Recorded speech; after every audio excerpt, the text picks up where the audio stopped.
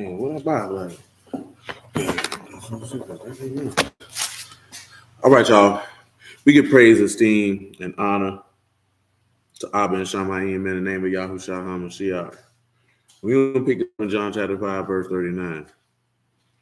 Search the scriptures, for in them you think you have eternal life, and they are they which testify of me. And you will not come to me that you might have life.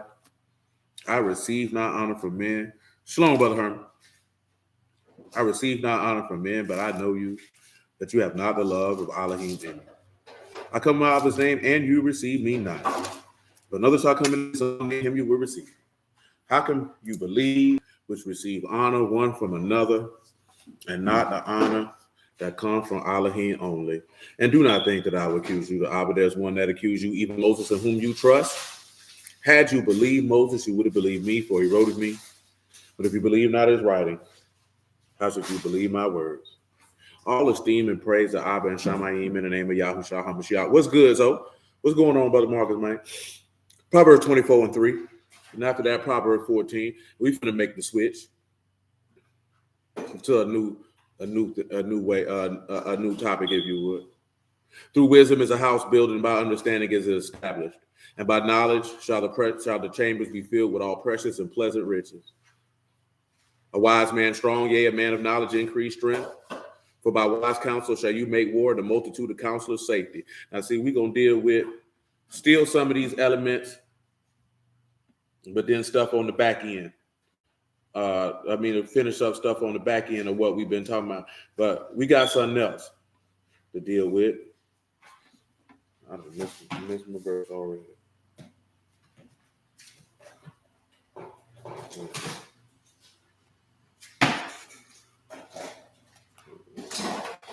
I forgot it. That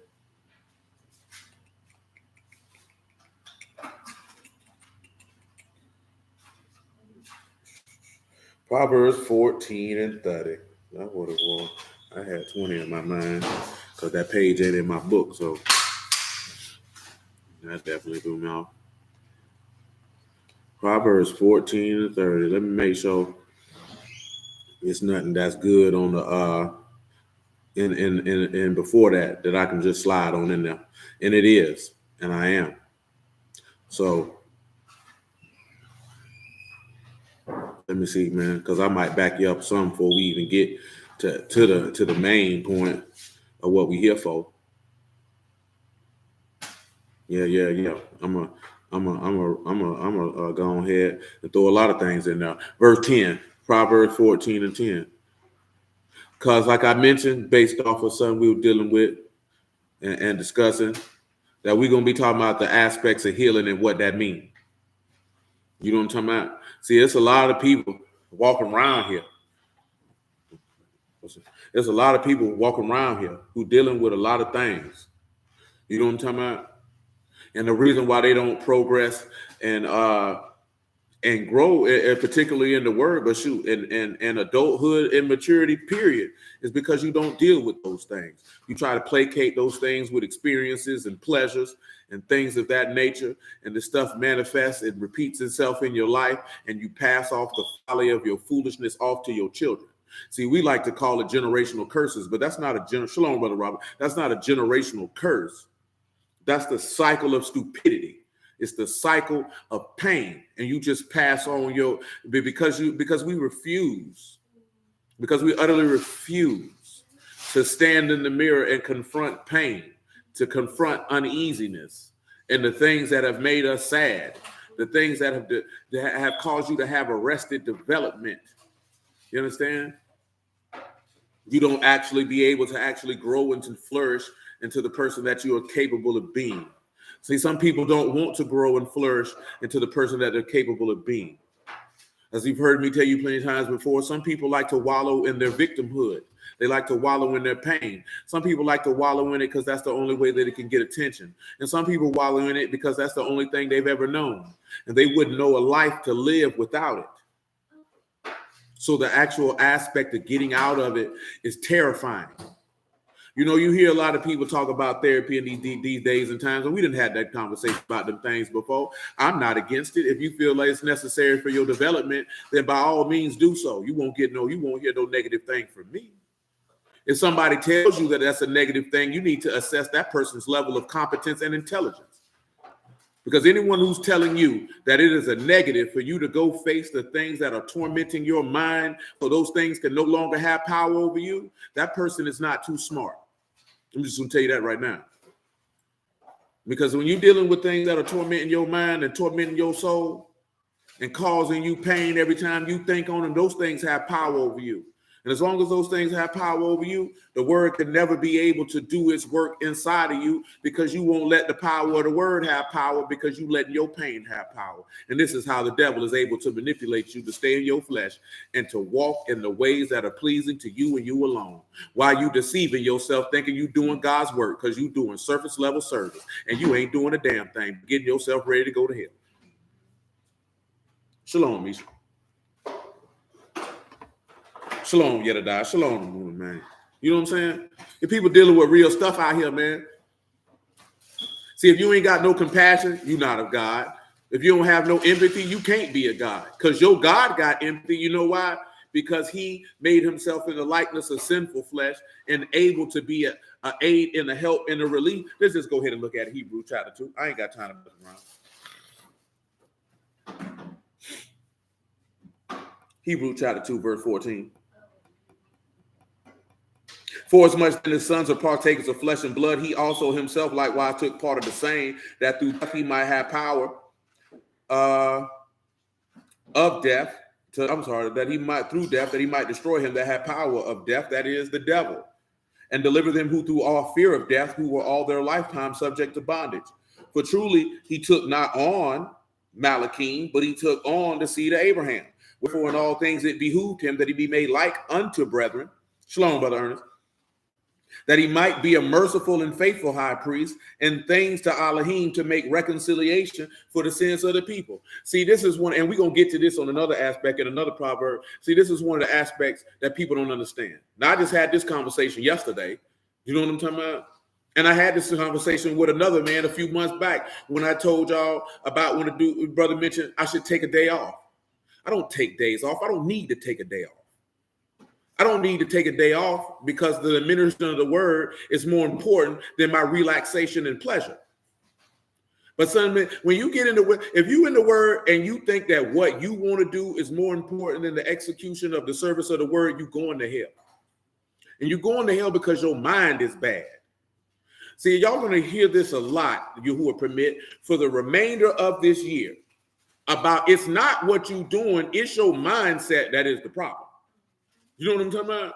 I don't think that a lot of people really, shalom, Derek, man. I don't think a lot of people pay attention to that. AJ, what's good, my G? You know what I'm talking about? Yeah, I don't take no days off. Take a day off for what? Nigga can't give me a rational reason what I'm taking a day off for. You don't think I'd be tired? I'd be tired. Doesn't matter. I got a job to do. I take joy in it, though. And see, one of the other things that you have to sit back and look at is, when you're dealing with working for Yahuwah, shalom, Emerson Rona, when you take about working for Yahuwah, you have to have a concern for people. When you only concerned with you, you're not fit to even work for this man, much less speak his word. And that's what I was trying to explain to a brother. And we had this conversation Tuesday. You know what I'm saying? Because somebody was dealing with a situation. They laid the situation out. And the situation came down to this. Niggas don't care about nobody. All you niggas care about is what you know and surface level service. But you have not embodied who this man is. That's why I mentioned that the other night with that Luke 13. You don't know if you are the only time or person that an individual will have the opportunity to experience the love of the living Elohim. Have your children experienced the love of the living Elohim from you? Has your wife experienced it? Do the people who you come across experience it? Do you judge righteous judgment, or do you judge according to appearance? Do you judge according to respect the persons of your friends? Do you show compassion to people? Do you do things that know you won't get no benefit from doing it? Do you make decisions that you know that it's going to benefit this man's people and not you? Do you think like that? Because that's how your God thinks. That's what he did when he was here on the earth. That's why he told you, I didn't come here to be served, but to serve and to offer myself. Long time ago, we did something pertaining to that maliks or kings are made to serve. If you don't have that type of mindset, man, you can't lead this man people. You're going to destroy him. You're going to destroy him. But then there's another thing in the aspect that we don't talk about enough. When I say we, I'm talking about our people as a whole. Because by the grace of the Lord, we done it around this corner. And that we don't deal with people healing themselves. Because you think it's cool to just push the sweet. That you not healing yourself is the same as you throwing your toys under the bed. Talking about I clean my room. Do you know how many houses I done trashed out, man, and we done took beds apart, man, and these niggas had a whole damn landfill up under their bed? I'm talking about just food wrapper, all type of debris and trash just up under the bed. Shalom, Jay. Well, that's what you're doing when you got pain you got going on in your life that you experienced and you ain't never dealt with it, because truth be told, you wasn't strong enough to look it in the face as a man and say, I will no longer allow this to have power over me. Not just, I'm not going to deal with it. That's not what men do. And you've heard me say plenty, Shalom, Mika. You all have heard me say this plenty of time. Anything that can cause you to react a certain way has power over you. You heard me say plenty of times, you don't give your power over to somebody else. But most of us, we give our power over to pain. We give our power over to sadness. We give our power over to anger. You know what I'm talking about? This is not going to allow the word to do its perfect work in your soul for you to be perfected. If we're just going to be 100% honest. Like I said, when I mentioned that about the leaven, it's because two people asked me about that. It's for things out of the house. And after you've heard me say this before, I'm not impressed because you put leaven out of your house. I praise you, who am I, G? I'm more impressed you put leaven out of your soul. Anybody can put leaven out of their house, but can you put the wrath, the malice, the jealousy, the envy, the hate, the backbiting, the malignity, the lust, the pride, the selfishness, your ego? Can you get rid of that? Because if you can't get rid of that, you should have kept the baking soda in the house and made you some cookies. So, let me read the Hebrews 4:14. Then we get over here back to Proverbs, man.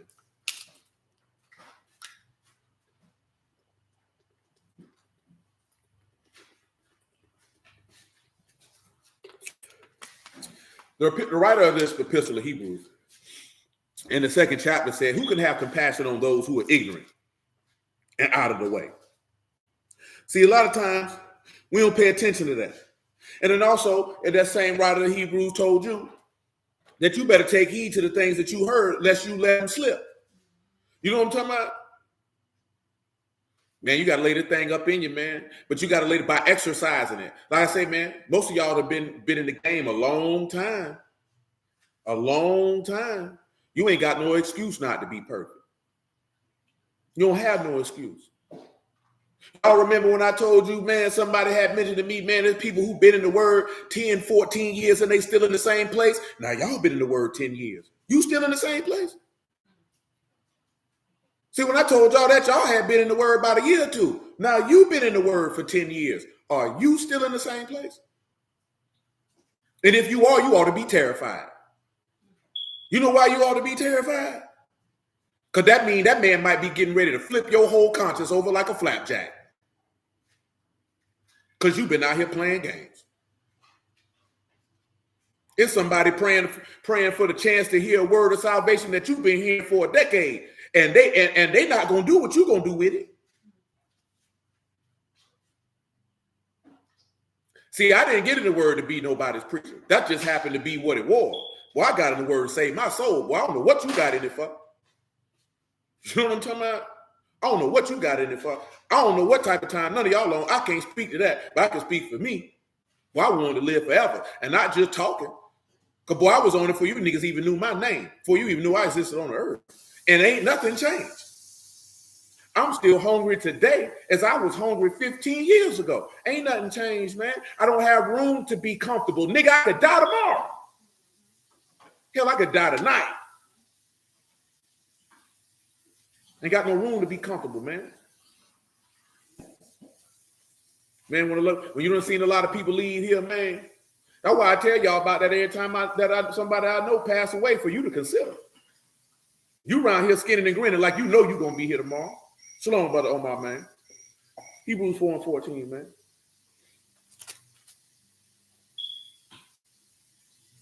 See, Paul, let me read this Hebrews 5 and 1 first.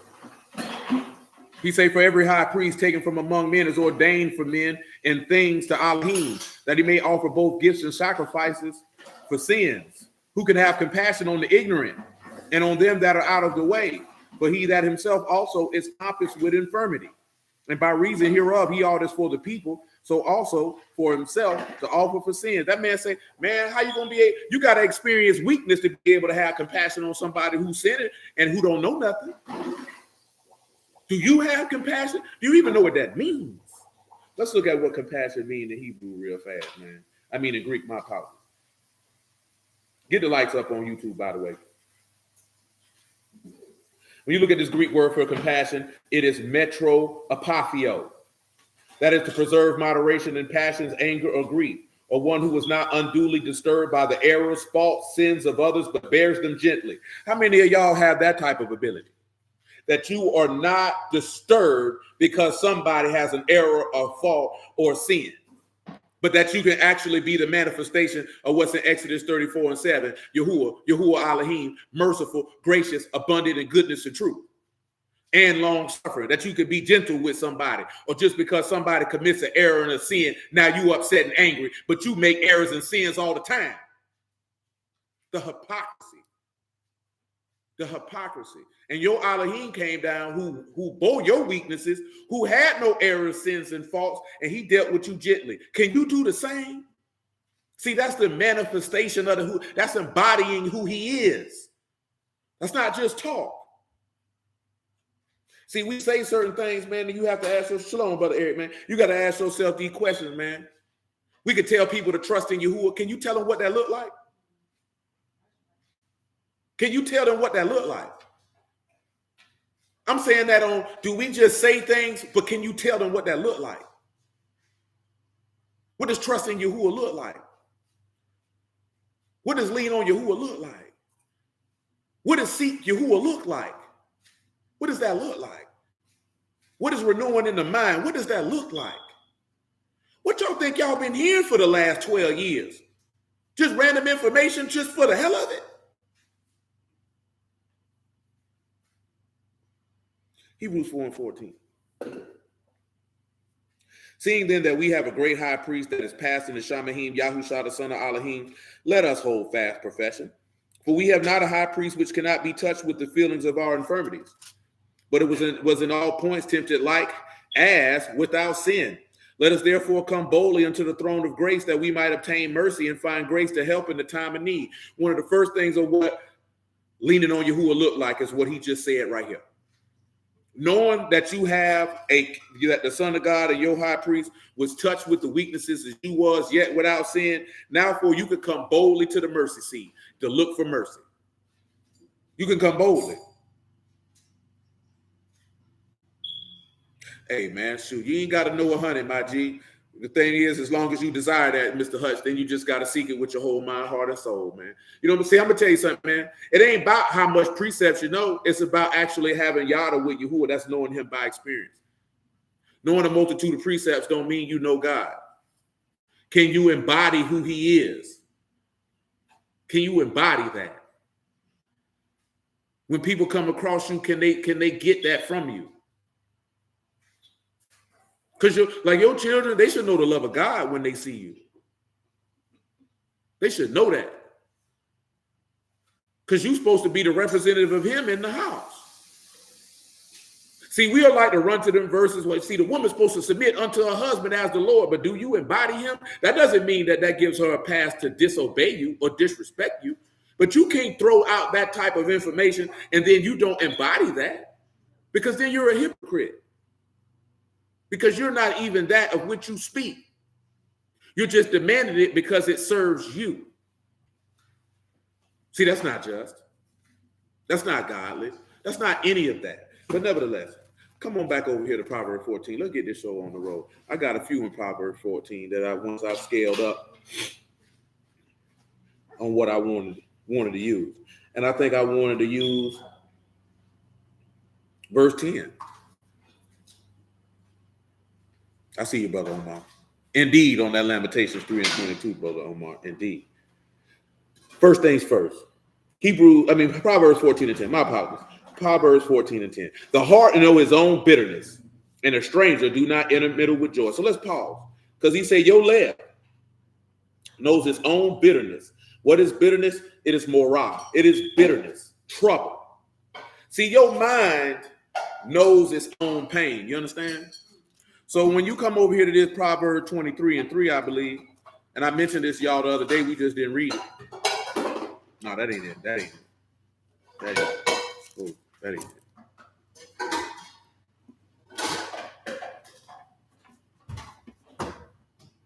Oh, that ain't it.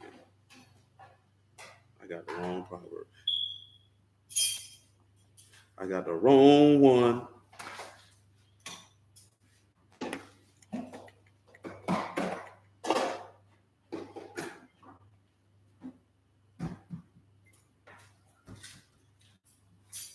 Not 23 and 7.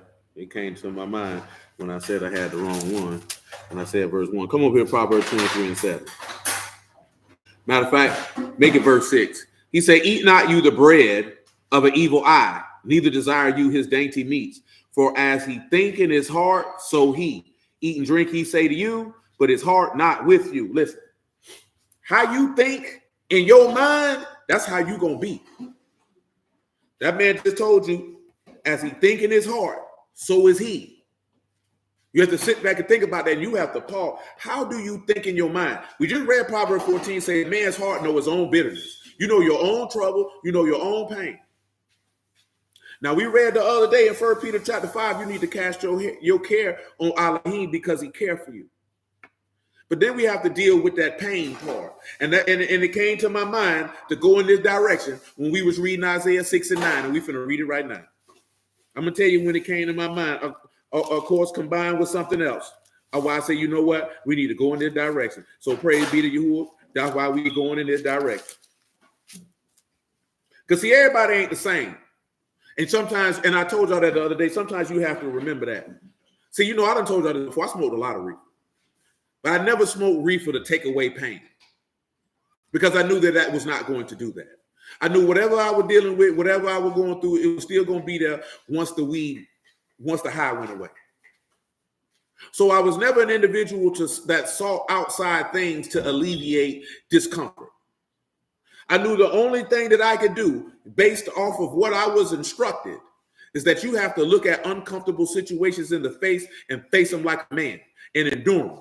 And not only endure them, but seek to grow and gain understanding from what it is that you're experiencing. I always told y'all what Miss Rose told me, man, several times. You know what I'm talking about? That anything that you don't learn from was a wasted life experience. That if you're making the same mistakes over and over again, that was a wasted life experience. You didn't learn. Do you know what I'm saying? And from what I can see in life, that most of the time you learn when you're placed in uncomfortable situations. Now, I'm not talking about uncomfortable situations from the hand of evil people that have done you harm. But one thing you have to do is you have to face things, man. See, let me tell you, I'm going to just be 100% honest with you, man. I learned to face death at the age of 10. You understand? The age of 10. Because when my grandma died, man, boy, I used to have nightmares of my own death all the time. Because see myself in a casket in the cemetery, all type of stuff, man. You know what I'm talking about? Because I had already experienced it twice within a 2-year span. But when my granddaddy died, man, this is when I understood, boy, you're going to have to look this type of deal, and you're going to have to look this in the face, or this going to torment you for the rest of your days. Now, me having that level of fortitude and wisdom is only by the grace of Elohim. That's of no might or strength of my own. Looking back on it, now see, so I don't know what some of y'all may do, but when I look back on my youth with certain things, I know where that stuff came from. Now, I didn't know it then. I'm not going to sit here and tell you that I knew it then. It didn't mean nothing to me. But when you look back, once you're dealing with Yahuwah in real life and you put the pieces together, this is when you begin to ascertain that he was there the whole time. You know what I'm saying? You couldn't recognize him because you didn't know him. There was nobody to teach you of him. You understand? So when you dealing with that experience, I told you this other day when my auntie died, boy, but that was devastating for me. You understand me? That was devastating for me. I did not allow that pain to dictate how I was going to live my life, boy. I faced that head on right after it happened. I had no choice. If I didn't, it was going to destroy me in more ways than one, and it was going to ruin my life. And I can't allow situations that I don't have control over to control me and ruin my life. I'm not going to allow other people to control me and ruin my life. I'm not going to allow what has happened to me, whether by my hand or by another hand or by chance or circumstance, to have power over me. I had already resounded my mind that I'm not going to live like that. I had been told by men who I respected that you can't live like that. You know what I'm saying? See, I'm also different than Mo, because when I was a young man, I stayed around the niggas who I respected, who I could get game from. I never felt like, oh, these niggas can't tell me nothing. Oh, I'm going to just do this and do this. Nah, man, I knew these men love me, man. So I know they're not going to steer me in the wrong direction. I know they're not going to tell me what I want to hear. They're going to tell me what I need to hear. And they're going to tell me about myself when it needs to be told, so that I can maximize my abilities. That'll allow me to look in the mirror and do that to myself. Like you have to confront every man. You know the bitterness of your heart. You got to face that, man. You can't be walking around talking about that ain't bothering me when we can see in your behavior that it does. That it does. And when that happens, it makes it easier for the adversary to tempt you. You know what I'm talking about? Because they're going to tempt you according to that pain, according to that pleasure, according to that hurt, whatever it may be. According to whatever, you got people who got abandonment issues. That man will tempt you according to that. You got all type of stuff that people dealing with, man. See, sometimes too many people live in a bubble because you don't care about people. So you've never really sat back and know what it's like, man. See, I ain't talking about that empath stuff. I'm talking about just really sitting down with people, talking to them, and like, whoa, that's serious right there. That's serious right there. And sometimes you may have to go through certain situations so you can be able to be that person, to be able to know how to comfort somebody who done been through something, man. You got to know how to do that. And if you don't know how to do that, then you need to take people and pass them off to somebody who do. Like straight up. That's why so many people in this country are in the state that they are mentally and emotionally. Because we think it's cool to walk around like this. It's not. It's really not. It's never has been. It is not cool to be walking around like this. You know what I'm saying? It's not cool that you not be considerate of the people in your life. How does that work? You can't be so self-absorbed with your head stuck so far up your behind that you can't see how your behaviors and actions affect the people who are under your charge. And then have the nerve and unmitigated gall to call yourself a man and demand leadership. Leaders don't do that. That's not what your God did. Why are you doing it? Nevertheless, Isaiah 6:9. And he said, go and tell this people, hear you indeed, but understand not, and see you indeed, but perceive not. And make the heart of this people fat and make their ears heavy and shut their eyes. Now, just imagine that. Let's ask yourself this question. You want this man to make your heart heavy?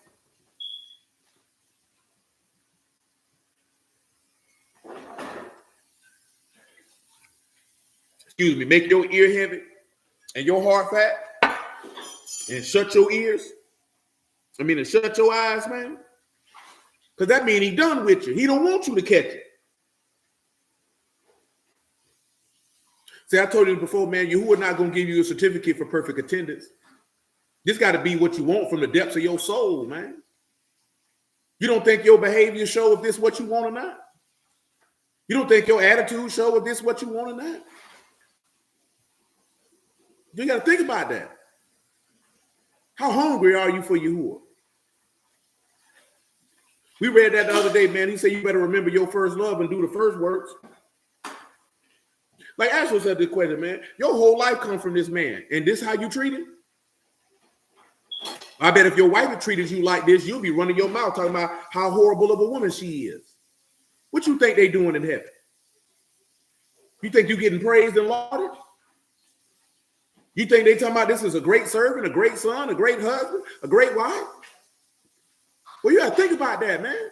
Put your life on the line, nigga. Do you know you can't keep your own breath in your lungs, my nigga? You can't keep your own breath in your lungs, bro. This man can take you out of here.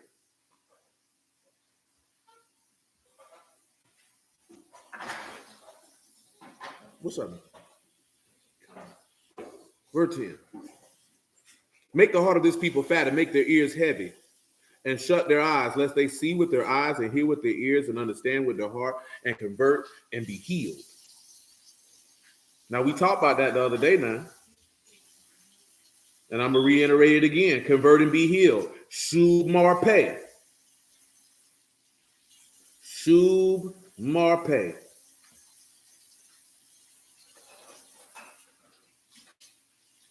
Well, excuse me, Shub and Marpeh. I'm thinking about another one. I'm all the way down the line. To heal, to make healthy. To be healed. That man wants you to convert you so you can be healed. So you think the law of Yahuwah making you perfect is about some law, statutes, and commandments. That's not what converts your soul, boy. Adam was made a living soul before he even had the law. So what are we talking about? But you got to ask yourself, you got to be healed from your infirmities, man. Yeah, man. And see, we ain't even talking about the infirmities that's just a life that you go through. You know what I'm saying? For your perfection. See, everything don't be from Yahuwah. Some stuff be because you're stupid. You know what I'm talking about? And you have to know that. You have to know that. Everything don't be Yahuwah, man. Some stuff you just done. You made the wrong decision. You made the wrong move. That's it. Ain't no more to it than that. Solomon told you that. Some things just time and chance. Some things because you're stupid.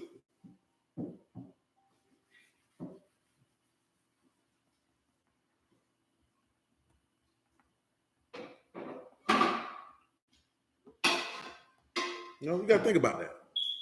Weigh and consider. You know what I'm saying? But let's get back to the task at hand. Back to Proverbs 14. I got to work my way to verse 30. I don't want to take up too much time to get there. But I do want you to understand.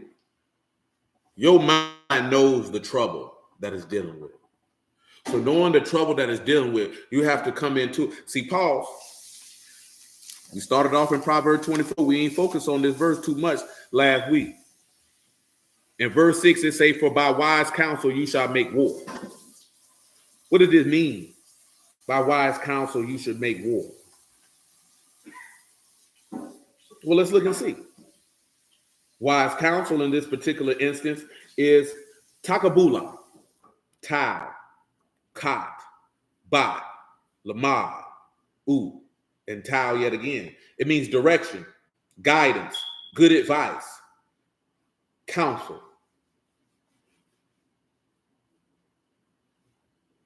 Now, when you take tau and kat, clearly you see you have been separated.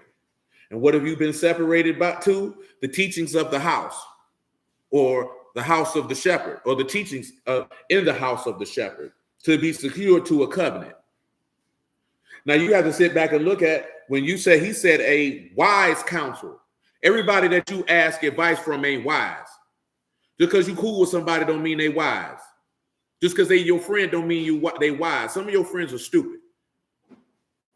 That's just the reality of life. I don't care how much you like them and you enjoy their company. Some of your friends are stupid. I'm talking about stupid as it pertains to godly counsel. Some people might have natural counsel. Everybody don't have godly counsel. And if you think they do, your discernment is piss poor and terrible. Because if the laborers are few, what would make you think that godly discernment is in abundance? Like, you have to use common sense, man. I'm talking about when you seeking advice for your soul. If you're seeking advice for your regular life, that's your business. Truth be told, you can talk to anybody you want to talk to. Don't make me no never mind. It's your life. It's your life. You know what I'm saying? Like I say, man, I come from a different generation. So I was always going to holler at the people who was older than me. They have more wisdom than me. They have more life experience than me. They have more understanding than me. So there was something to me to gain for being in their presence. It was something for me to gain for picking their brain. It was something for me to gain to seek out what they possessed.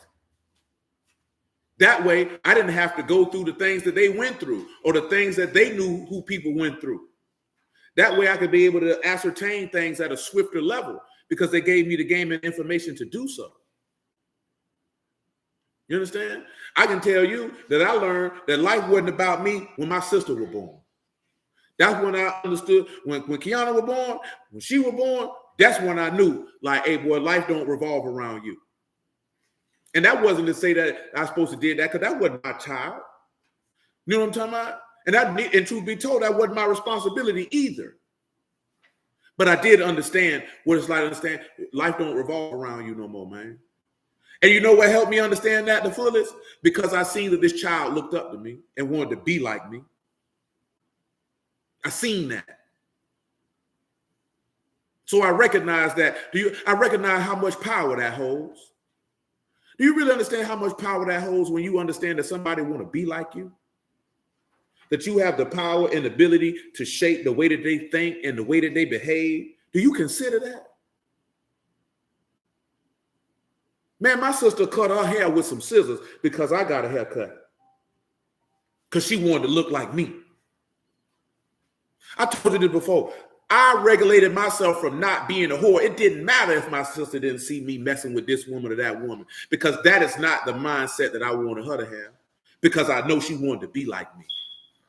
And I also understood that when she would do certain things as a small child, even though I'm a child myself, I didn't yell and fuss at her for doing that. I just told her, hey, come get me when you want to climb up there to get that cereal report for yourself. Because I know she was trying to emulate me. You understand how serious that is, man? You understand what greater level of responsibility that is when somebody looking at you and want to be like you? You got to take into consideration how you behave. They're going to emulate that.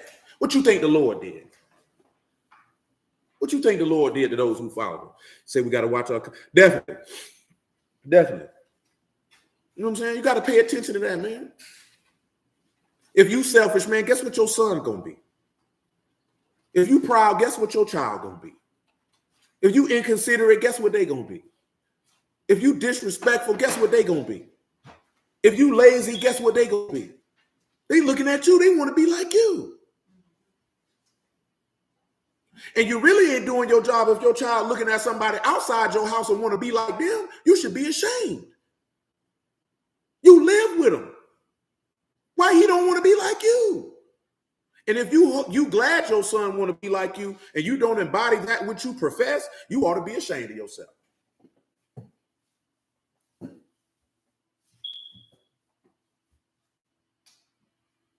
You know what I'm saying? Like, you know, I'm 10 years older than my sister, man. You know what I'm saying? Like, I understood that quick, man. This little girl want to be like me. I told you this before. I didn't step to my sister with no word. Shalom, East, man. I knew I didn't have to.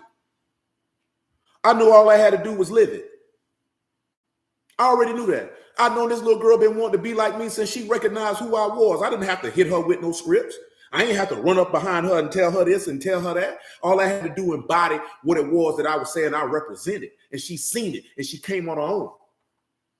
What make you think your kid's gonna keep the word if you don't embody what it is you say you represent? You ain't even a man if you don't embody what you say you represent. You ain't no different than the people you want to get on the internet and call hypocrites every day. You them. We got to consider that. We've been in this game too long. We've been in this game too long for this type of stuff, man. We can't be concerned. I know everybody talking about this stuff straight we got going on. Why? I don't give a damn. I can tell you, hey, if that's what it is, that's sour. I can show you how certain stuff don't line up with the word, whatever. I don't really care what they got going on. I'm worried about what we got going on. We got our own stuff going on to be worried about what they got going on. Is your soul saved? Don't worry about what they got going on. Worry about your soul. Don't worry about what your friends in the Christian church got going on. Worry about your soul. Because if your soul ain't saved, you ain't got no business worrying about nothing. You don't need to be concerned about nothing. You need to be concerned about you. Because if your breath leaves your lungs today and your eyes closed for the last time, where is your soul going to reside? That's the question you have to ask yourself. Proverbs 14 and what? I said 10, then I'm in 24. I'm sorry. I ain't read everything. Well, y'all know what war is, don't you? That's Milkamah, Mean, Lamah, Ka, Mean, and Hay. So by wise counsel, you make war, right? So we know the things that we could look at a war with battle.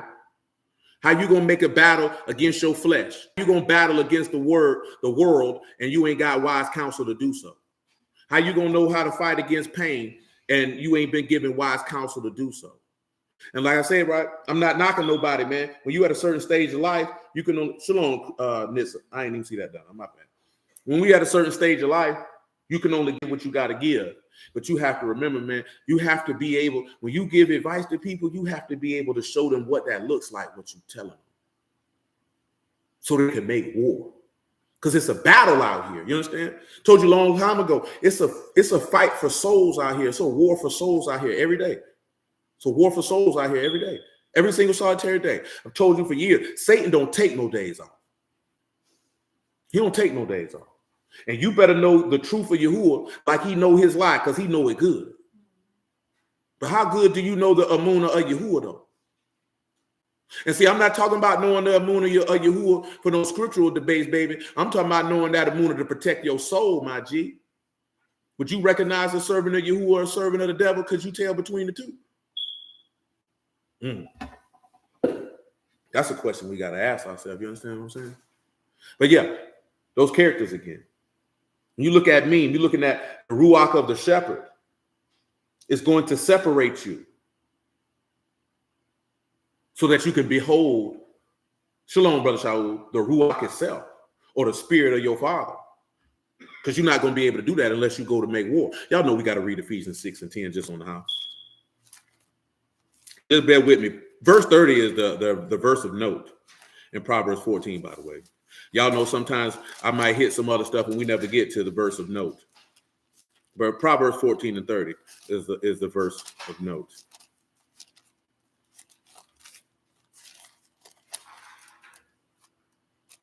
Ephesians 6 and 10. Because let me tell you something, man. One of the biggest sources of pain for a lot of people out here is betrayal. You know what I'm saying? And betrayal looks, for sure, Brother Herman.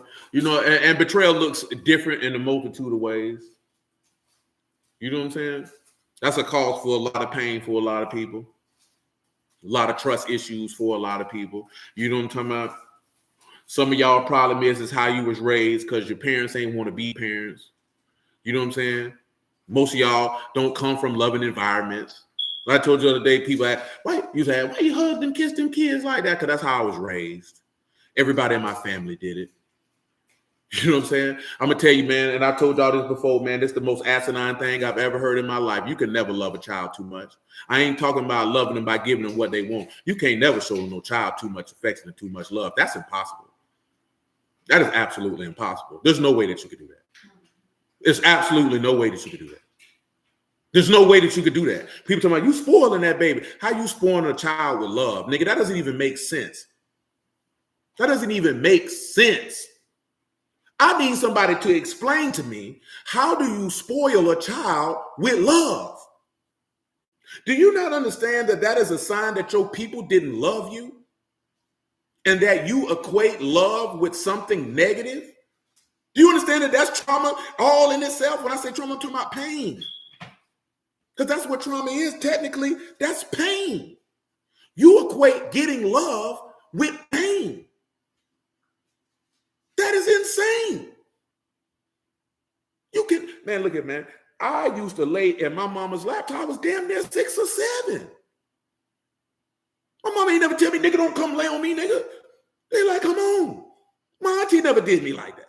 My granddaddy didn't do me like that.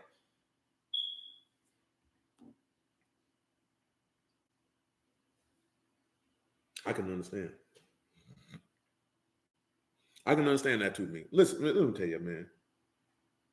Man, you better love them children, man. Because number one, you don't know how long they're going to be here.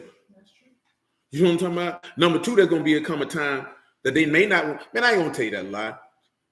Yeah, they might have time they want to be on their own, but man, you better love them turn before they grow up and don't want to fool with you when they grown. You know what I'm talking about? And you're gonna be walking around talking about they ungrateful and this, that, and the third, or they grow up resenting you. He said, I never understood that growing up. My pop side was definitely more effective. Yeah, man. Oh, let me get this here, man. He said that knee rock to sleep hit different. That's a fact. And say someone told me it's hard for someone to trust you. Yeah, and I've told everybody this before. It's definitely hard when your parents have failed you for you to trust God, especially when you can't see him. You know what I'm saying? But man, you can't never love a child too much, man. See, I'm talking about actual love, man. I'm not talking about buying gifts, outings. I'm not talking about that, man. I'm talking about care, compassion, affection, consideration, selflessness, instruction. That's what I'm talking about, man. You can never hold a baby too much, man. Could never do that. That child, you should want that child to know the love of their mother. You should want your child to know the love of you. It don't make you weak because you hug your son, my nigga. Why done heard men say that's what they were told? That's insane. And you wonder why we walk around here and can't love each other. Come on, man. Boy, you had the Apostle John laying on the Lord's chest, man.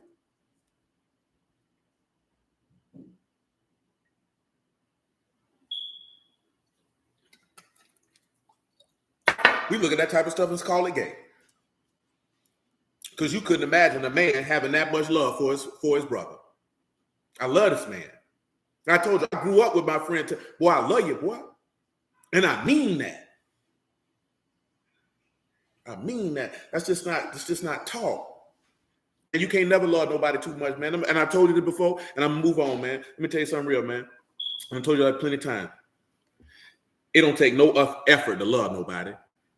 It take more effort not to show love, because that means you have to purposely be intentional on not showing it. Amen, indeed. You have to actually be cognitively and consciously aware to not show love. You have to do that intentionally on purpose. On purpose. It takes no effort to show love. None. None. It don't take none. None. Ephesians 6:10.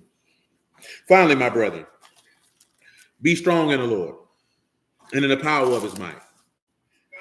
For put on the whole armor of Elohim that you might be able to stand against the wiles of the devil. What are wiles?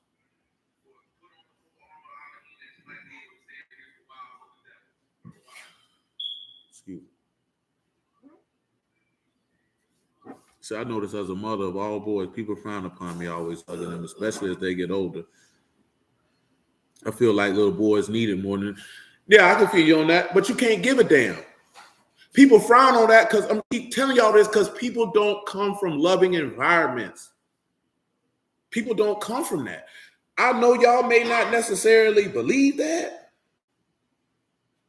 but a lot of people, most people are not raised in loving environments. That's why they grow up and they don't know how to love nobody. Most people don't come from loving environments. Most people don't come from an environment where their parents genuinely cared for them, or family that genuinely cared for them. So they don't know what that looks like. So when people see you doing that, they think it's something wrong. That's what's wrong with the world.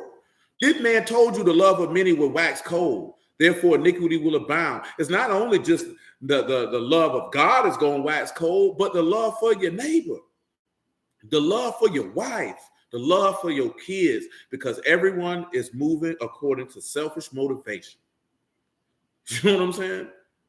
And he told you that love seek not our own. You can't say you have the love of God in you and be selfish, because those two things don't compute.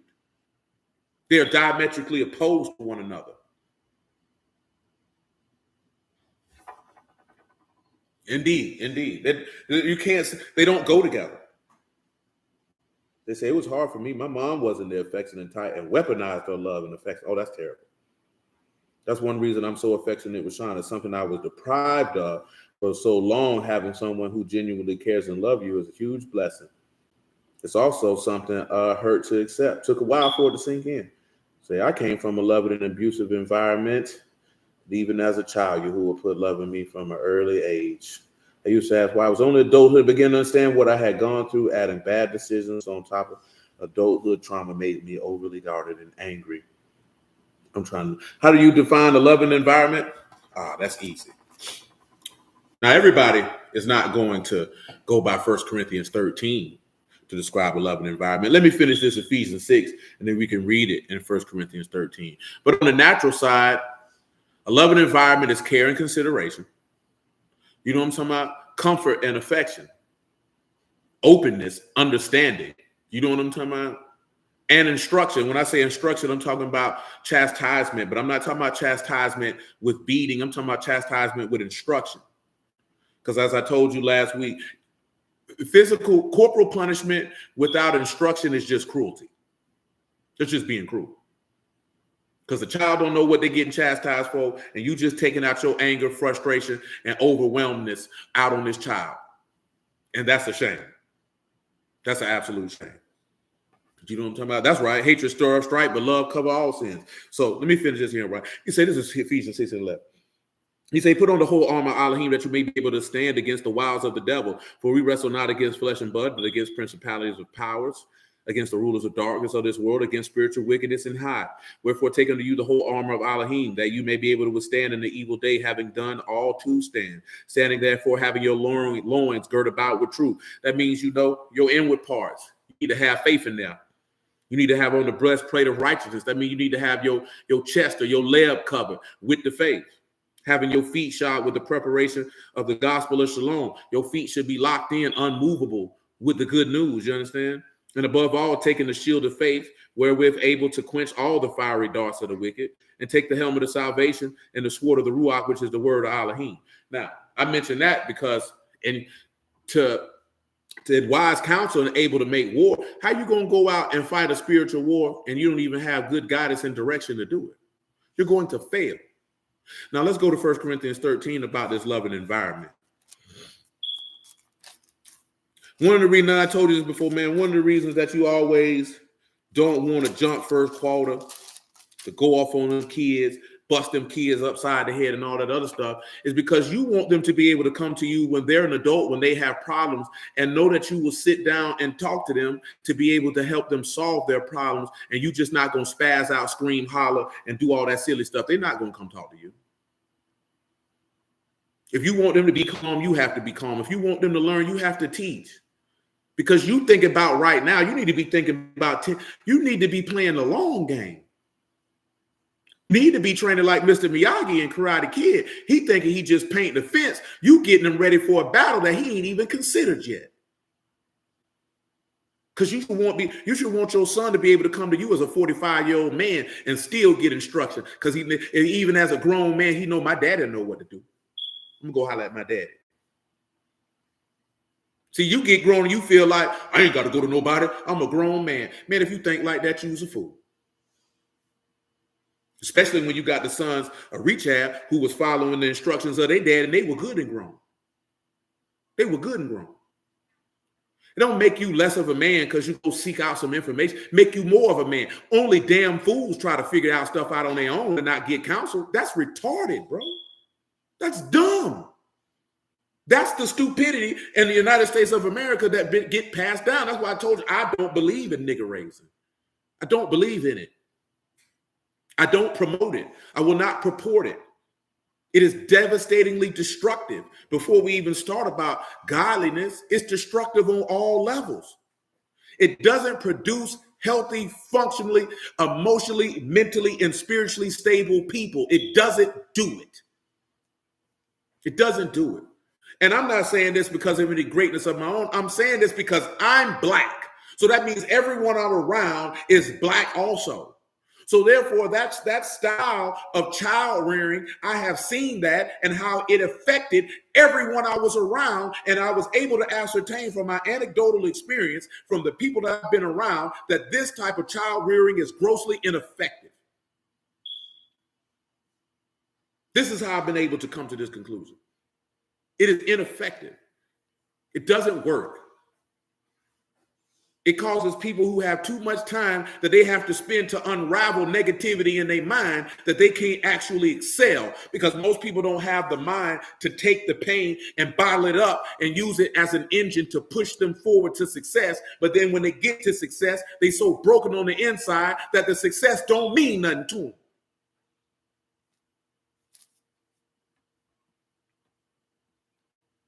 1 Corinthians 13. Verse 1, if you would. Though I speak with tongues of men and of angels, and have not love, I have become as a sounding brass or a tinkling cymbal. And though I have prophecy and understand all mysteries and all knowledge, and though I have all faith so that I can remove mountains and have not love, I'm nothing. See, that goes back to the point. See, a lot of brews don't like to have that conversation.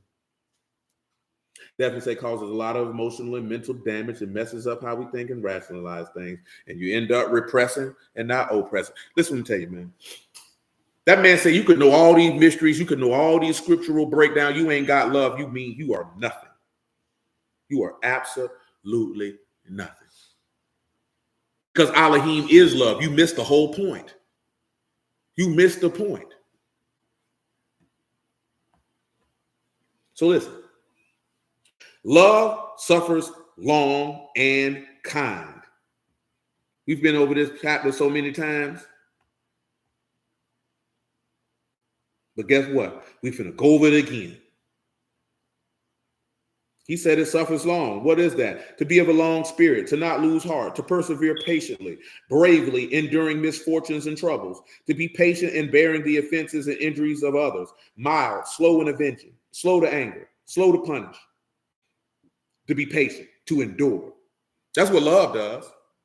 So because somebody does something you don't like, you think that gives you the right to be curt, to be disrespectful, to be rude? That's why I say the knowledge of the words you got don't mean nothing if you ain't got no love, nigga. You are worthless. You are worthless. If you got love, you should be able, because somebody did something you don't like, that means you should be able to cuss them out. To be nasty to them. That's not the love of God, man. He said that's a part of who he is when he declared his name. So you haven't embodied who he is. This is what he said, when you're converted, strengthen your brethren. When the law of Yahuwah, which is perfect, converts your soul, you're supposed to be converted to a short-suffering person to a long-suffering person. That's one of the fruits of his spirit. See, let me tell you something. You can't practice the fruits of the spirit. The fruits of the spirit is proof you got it. You could be long suffering in a moment, but the text tells you that if you blessed are those who trust in Yahuwah, whose hope Yahuwah is, he say they never cease from yielding fruit. That means you always long suffering. You're not long suffering when it's convenient. You're not long suffering when it's beneficial to you. You long suffering all the time, every time. Because Yahuwah is. Oh, they don't want to hear that. He said it's kind. It is kind to show oneself mild, to be kind, to be benevolent.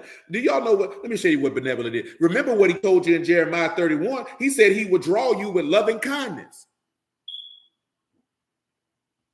What is it to be benevolent? Because I know a general definition in my mind, but I want you to hear the strict, well-meaning, kindly. And I also want you to see the synonyms. A benevolent act is an act of kindness or inclination to be kind. Most people don't have an inclination to be kind. What are some synonyms of benevolent? Kind, kindly, kind-hearted, warm-hearted, tender-hearted, compassionate, generous, humane, philanthropic. If you don't know what philanthropic means, that means you give.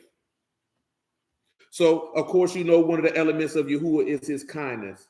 Say that's something I could never understand when I hear a alleged seasoned saint say, I ain't got patience to deal with him or her. I used to always wonder how. And you're supposed to be a saint. Definitely. How is that possible? Are you kind? You kind to your wife? You kind to your kids? You kind to people? Are you kind to people who you can't get no benefit from? Because remember what he told you in Matthew. What good is it if you salute your brethren? Don't sinners do the same? Or are you only kind to people when it benefits you? Or are you only kind to people so it go along with your image that you want to purport, but that's not really who you are? Or are you just kind because you're kind? And I don't need reciprocation. I don't need your praise and adulation. You know why you should be kind to people? Because you wanted somebody to be kind to you in a time when you needed kindness. Oh, you got look here, man. You done been like I've been. Well, if you've been hungry, well, you know what that feel like. So when you see somebody hungry, you feed them, and you don't feed them because this makes me feel good.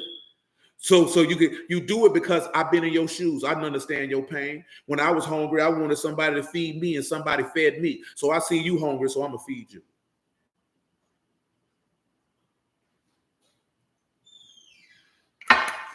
See how that works? That's godliness. It says it's in you, not on you. I think about how acts of kindness could have changed someone's day. Never know what type of pain or hurt people endure. Absolutely. Absolutely. Let's look at the next thing. He say, love, don't envy. Love vaunts not itself. It's not puffed up. So, of course, you know, when you're dealing with envy, that is desileo. That's to be heated, envy, hatred, anger. To envy, to be jealous. Love don't love, that's not even love. You jealous and envious of somebody, well, you got problems.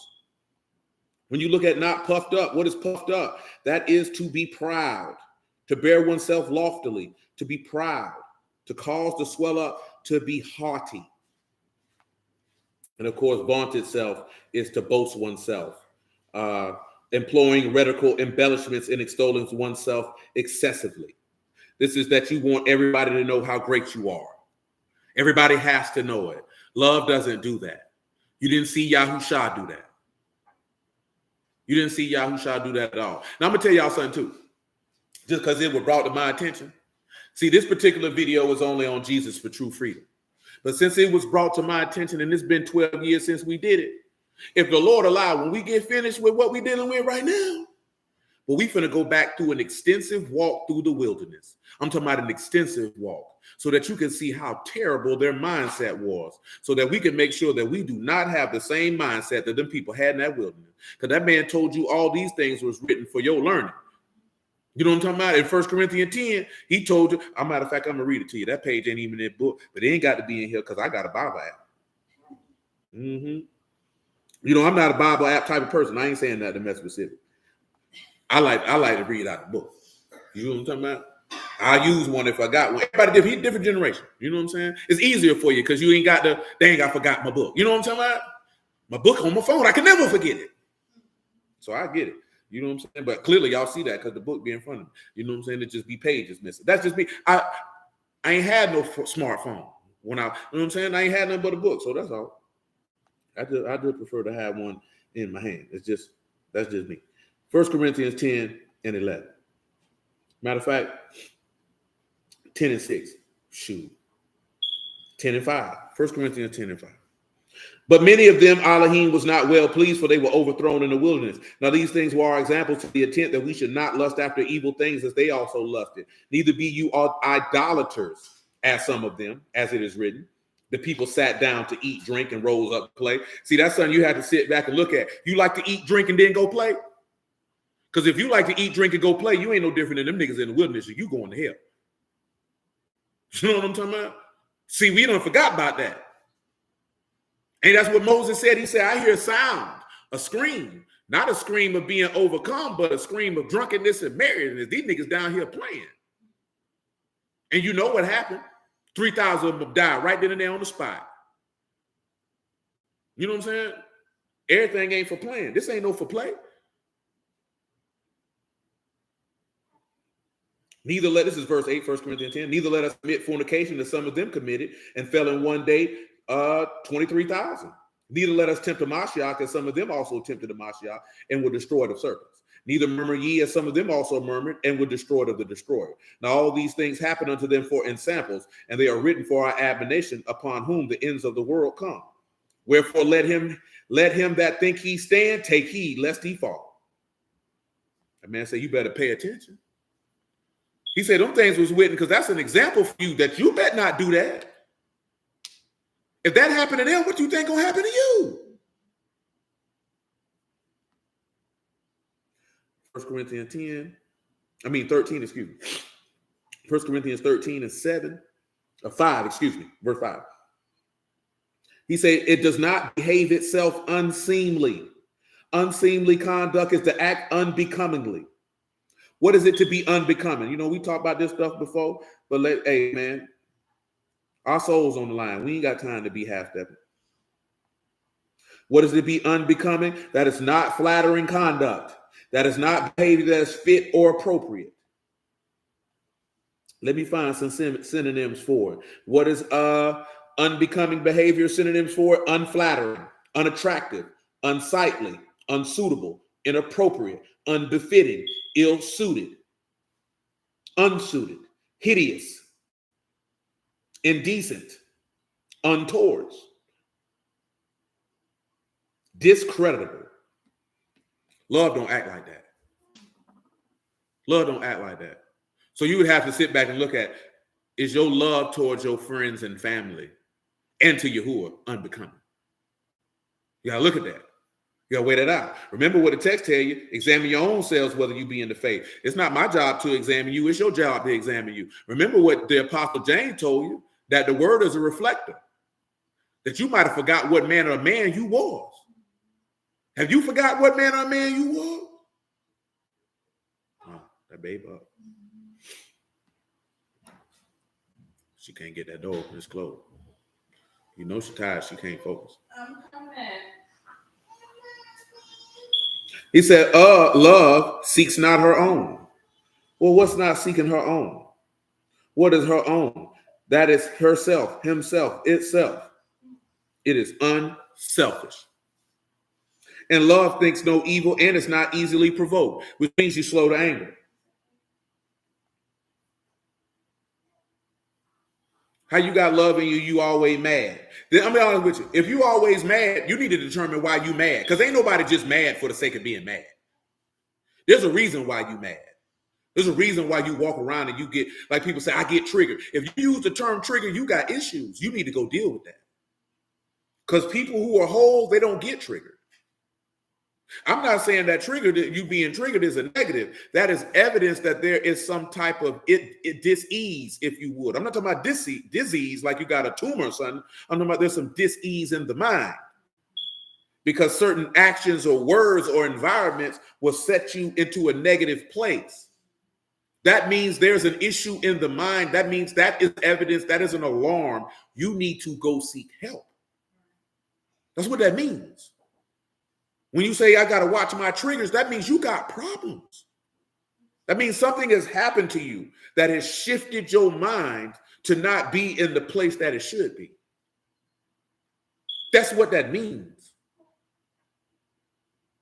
See, the issue is not that you have triggers, it's the fact that you don't want to do nothing about it.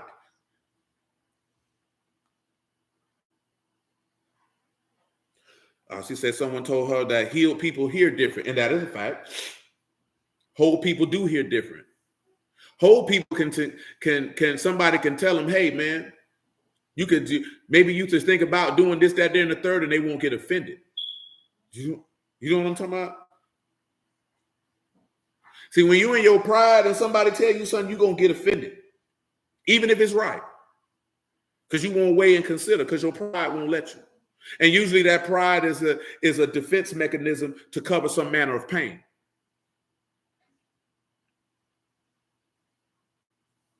Praise Yahuwah, Nissa.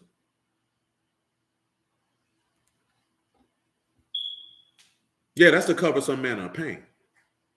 Let me tell you something, man. Our people been walking around covering pain for so long, you don't even know you covering up your pain because it done became second nature to you. It done became second nature to you. Look at, man, you got people, look at, man, my homeboy watched his daddy stab his mama 100 times. That man seen that, man. That nigga ain't been right after that. His sister either. You know what I'm talking about? And his daddy went to prison for it. You got people who come from environments, they watch their mama get beat. You come from environments where your mama emasculated you. You come from an environment where your mama emasculated your dad, and you watch that every day. You know what I'm saying? You come from environments where your mom and daddy cuss each other out like dogs and then turn around and cuss you out like a dog. You come from environments where one child got treated different than the others and the rest of the kids hated that nigga for it and hate you too. You know what I'm talking about? You know what's the crazy part is that the children who came from abject poverty didn't have the same level of quote unquote trauma and pain and distress as people who didn't. Because you know why? Because since we ain't had no money, the only thing we could make that up for was with love. Yeah, see, y'all don't know that because some of y'all may not have been around people who came from abject poverty. But if you find some people who've been in abject poverty, man, the only thing we got is love, so we gonna give it. We ain't got no money. The least we can do is love each other.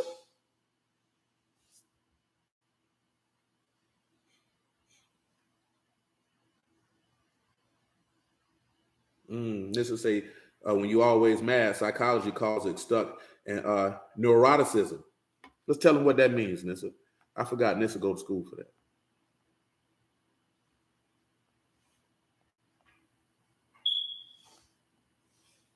What does that mean by definition, y'all? It's a personality trait associated with negative emotions.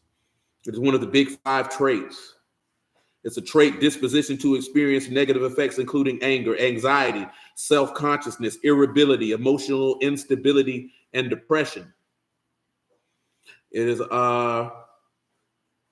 I said, just read, they experience such feelings as anxiety, worry, fear, anger, frustration, envy, jealousy, pessimism, guilt, a depressed mood, and loneliness. Such people are thought to respond worse to stressors and are more likely to interpret ordinary situations, such as minor frustrations, as appearing hopelessly difficult.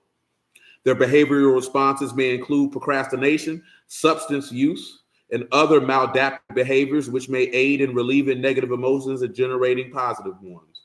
People with high scores on the neuroticism index are thought to be at risk for developing common mental disorders, mood disorders, anxiety disorders, substance abuse use disorders, and the sort of symptoms traditionally referred to as neurosis.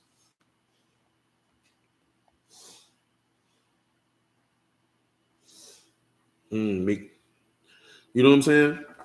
You have to look at that type of stuff, man. We say, Brother Vaughn, man, oh, praise you. Yeah, indeed, man. Sure. Listen. Now, I ain't never took no psychology class as, oh, yeah, no sweat. You know what I'm saying? As some other people have. But I do pay attention to human behavior. I've been around all types of different people. You know what I'm saying? So it caused me to understand how people can get to the points of where they get to. You know what I'm talking about? Because you just don't move that way, the way you move. You know what I'm saying? And like I say, when you come from a loving environment, you actually have a greater ability to handle stress. You know what I'm saying? You have a greater ability to deal with certain things. You know what I'm saying? That's why it's important that in your home, you craft a loving environment. Shoot, I had told D one of the first things that's happening, you got to lead with love, man. Just lead with that. Doesn't matter about who right or who wrong. I told y'all that for years. Sometimes it's not about who right or who wrong, man. It's about the love, man. You trying to maintain the love or you trying to be right? You know what I'm saying? How important is the love for that other person? How important is that to you? Because if you love her, who gives a damn about who's right? What can we do to make sure that it's right? That's what matters. You know what I'm saying? That's what matters. When you always think about you and how if you got to do this for them, how that's such a burden to you, you don't love that person. You think you love them, but your deeds say you don't love this person. How could you?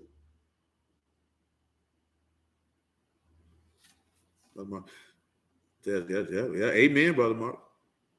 Like we have to think of, I'm talking about, see, I'm not talking about this stuff these niggas be on these podcasts and all on the internet talking about. I'm talking about, we say we the people of the living Elohim. You say you sons of God.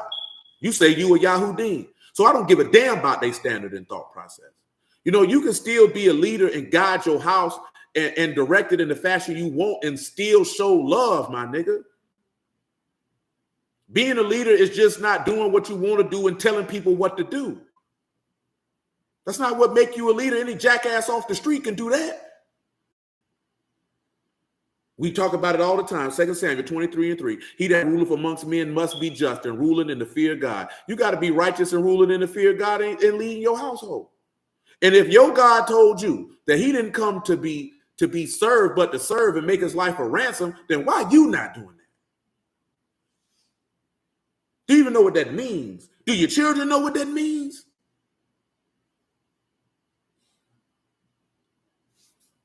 I'm talking about if we want to be in the image of the Son of God. Now, if we want to be in the image of the Son of God, then what I'm talking about don't matter. You know what I'm talking about? 1 Corinthians 13:5, one more time. Do not behave yourself unseemly, seeking not our own, is not easily provoked, think no evil. Rejoice not in iniquity, but rejoice in the truth. Bear all things, believe all things, hope all things, and endure all things. Love never fails. So, and of course, we went through that to answer Crystal's question. But a loving environment is that. No pride, no selfishness, patience, proper conduct towards one another, care, consideration, compassion. That's a loving environment. Loving environments produce confident children. Confident children usually make wiser decisions. You know what I'm saying? They're not going to have anything to grow up and fix because you broke them. Because truth be told, if your children grow up broken, that's your fault. You the one broke them. They didn't break themselves. Who you think broke them? No, the world didn't break them. They didn't break. If you blame a child for being broken, you're a horrible person. I'm just going to let that be known right now. You're a horrible person. And there's other adjectives that I would prefer to use, but Emma asked me not to use those adjectives anymore. So I'm not going to use them. You know what I'm talking about? But I would like to at this particular point because you're a horrible person. Say that here makes a broken adult until you take it. Yeah, it is. And of course, you know, Frederick Douglass has a quote. I don't know if he said it or not, that it's easier to than to raise broken adults. But if if a person grows up to be broken and they didn't, and that experience that broke them didn't happen after they became an adult, then your parents broke you. Your parents broke you. Now you have to take into account, your parents can only give you what they have. You also have to remember that they're humans and they can only teach, lead, raise, and guide from the point of information that they presently have. You know what I'm saying? So I don't necessarily want you to be running around here, I hate you, Dad, and all this other stuff, because a person can only give you what they got. You have to take that in consideration. And you have to take into consideration they dealing with whatever brokenness that they may have. Because they're humans also, who may have had negative experiences also. You know what I'm saying? You have to take that into account. But you also have to be honest with yourself. If your child is broken, you broke them. Because you treated them like a toy and not someone you was raising to adulthood. That's your fault. You got to wear that. You failed your children. See, that's not a conversation that we have enough, that we failing our children. You want to talk about the generation before that failed you, you better make sure you ain't failing yours. What I want to, I'm gonna read them big five in here because my interest is peace to share that with y'all. That maybe y'all can look into that for your own self. I'm not gonna go overly too long because I did start right on time because I definitely got done working today very early. So praise the Lord for that. You know what I'm talking about? So we done had a lot of days back to back. I ain't gonna take all your time like that. You know what I'm talking about? Nevertheless, let me come back to Proverbs 14. Some of these things I want to run down because when the Shabbat come, we're going to detail. In some of these verses, I might go one by one with it. You know what I'm talking about? Because this aspect of being, and I've been told y'all this before, the word of Yahuwah is perfect. It can do anything. The thing is that the word cannot perform its perfect work when you have not healed yourself, because then you will not allow the word to do its work because you got something blocking it. See, we think just sitting around hearing the word is the case. But when you got all these things going on the inside, it's going to fight against the word. Same thing, the man told you the flesh and ruach war against each other so you would not do the things that you ought. It's the same way that if I throw you in the pool and you can't swim, or I'm trying to drown you, you're going to kick, fight, and scream to stay alive, ain't you? Well, your flesh going to kick, fight and scream to stay alive. And what keeps your flesh alive is the pain that you've been carrying, the hurt that you've been carrying, the negative experiences that you've been carrying. So when the word come in to make you whole, your flesh fighting against that, and you have to do your part to actually understand why my flesh is fighting so hard and what can I do to defeat it. That's why he said, through wise counsel, you should make war. How you going to make war with yourself if you don't even know how to fight?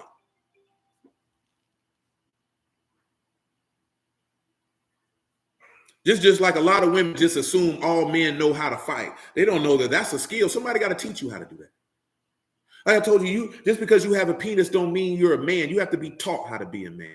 Just because you have a penis don't mean that you're a leader. You have to taught to be a leader. Leaders galvanize people, as we talked about a couple of weeks ago, under a common goal and vision. Leaders take care in those who are following them. Leaders invest and instruct to be able for those under them to be successful. Leaders make sacrifices for those under them so that they can be successful. Amen. For you who are willing, that won't happen. He said, explain healing self. Churches make you think the spirit just supposed to come into you by tongues and land. Oh, well, we getting there yet to die, man. You just got to be patient with me. We gonna get there. That's what we gonna get there. It might not be, but I mean, healing in all itself is look at your body. If you cut yourself, and the greatness how Yahuwah made your body, that if you injured yourself, he literally made the body to regenerate itself. Did he not? If you break a bone, he literally made your body for that bone to regrow and refuse itself as new. You know what I'm talking about? If you cut yourself, he literally made the body to heal itself. Now, when you go to talk about organs and all that stuff, you know, that's when you got to add herbs. See, that's when you look at add word, because clearly, like if your liver stopped working, it's not going to regrow and fix itself. It can fix itself, but if you continually injure it by drinking copious amounts of alcohol over an extended period of time, you've done too much damage. It can never be healed. See, that's what happens when you focus on negativity and you participate in negativity and you surround yourself with negativity. You can never be healed because you have consumed copious amounts of alcohol, if you would. So there has to come a point when you say, no, I'm going to, the same way if you get a health scare, I'm going to change my life so that I can be healthy. You have to change your mind so your spirit can be healthy. Because let's look at healthy, at least in the English by definition. What does it mean to be healthy? And I say most people don't want to be healthy because you spent your whole life being unhealthy. So you don't even know what that feels like. And again, human beings are creatures of habit. So what does that mean? Indicative or conducive to promoting of good health. Let's look at some synonyms for it. In good conditions, well, all right, fine, fit, lively. When we look at lively, for us, that would be quickened. You would be made alive. You know what I'm saying? The ruach would be present. What is health by definition, if we would? And it's probably going to be the same. But sometimes we have to be redundant as necessary. The state of being free from illness or injury. The state of being free from illness or injury. Let's find some synonyms for it. We may not have any. Now let's just take a second and pause on that. When you hear free from illness or injury, yes, ma'am, it is. When you hear illness or injury, the first thing you should think about is if the Son shall set you free, you shall be free indeed. You know what I'm saying? The word can set you free from illness or injury. What is the illness? The illness is sin. What is the injury? The injury is the things that you suffered in life would lead you to commit sin.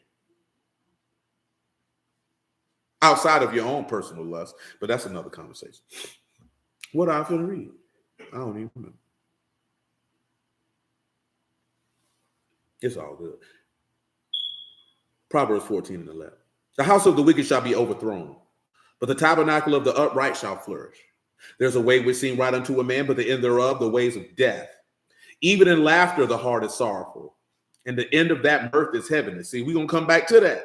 Because sometimes you can see people, I put it to you this way. Robin Williams killed himself. And people saw him and thought he was in a good mood because he was laughing and smiling all the time. And the man was injured every day. And I'm going to tell you something. You know one of the biggest things that keep people depressed? It's going to therapy and talking about sad stuff every day. You can't sit around talking about sad stuff every day and think you're going to end up happy. Robin Williams said he went to therapy for 14 years and all he talked about was what made him sad. I can understand why he would want to kill himself. Because you were depressing yourself every single solitary day. I say that meaning clearly his therapist sucked. That's my point of saying. His therapist is trash. You know what I'm talking about? See, most of y'all don't realize that it's not that there's anything wrong with therapy. It's that you might have a bad therapist. Because a good therapist is not going to have you around here for 14, 15 years talking about the same thing you were talking about when you got here.